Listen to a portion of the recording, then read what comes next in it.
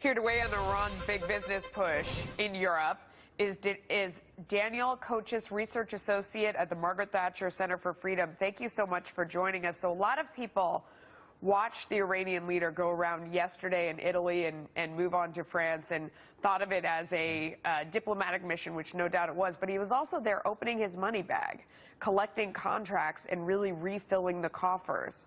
What do you think about that?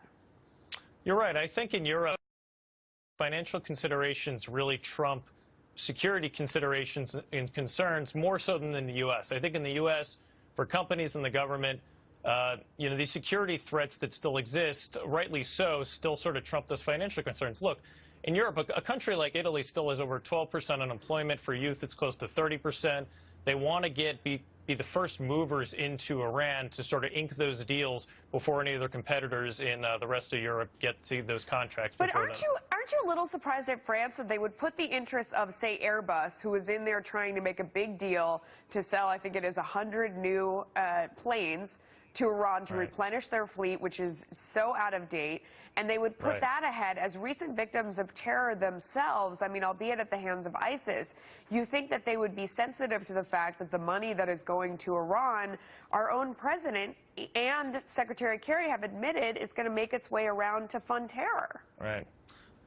They should be more concerned about that, but they're not. Again, these financial considerations, these companies have very large interests in these nations. There's a lot of diplomatic fatigue, frankly, in Europe as well. I think that they sort of are just going along with the deal that was struck largely by the U.S. and Iran, and they don't want to have to go through that again. So they want to look at a country. Look, Iran is 5 times the size of New York. It is 80 million people. They see this as a great business interest. Right. But there's a huge amount of risk there because of the fact that the Iranian regime, the nature of it hasn't changed. I don't think that the nuclear deal is going to work. Okay. And on top of that, there's still a lot of American businesses that are under sort of U.S. sanctions that are in place. So the flip side of that argument that others make is that by virtue of this money pouring in, maybe that is the way that the population will change, that once they're modernized and westernized, as the money pours in, that the sanctions didn't work, choking them off, and that this will have the opposite effect. What do you think? Well, I've heard this before, and I frankly don't think. I think that this has been the argument that's been made in China for 30 years. I think the reason that the Iranians have come to the table is precisely because the economic sanctions were working.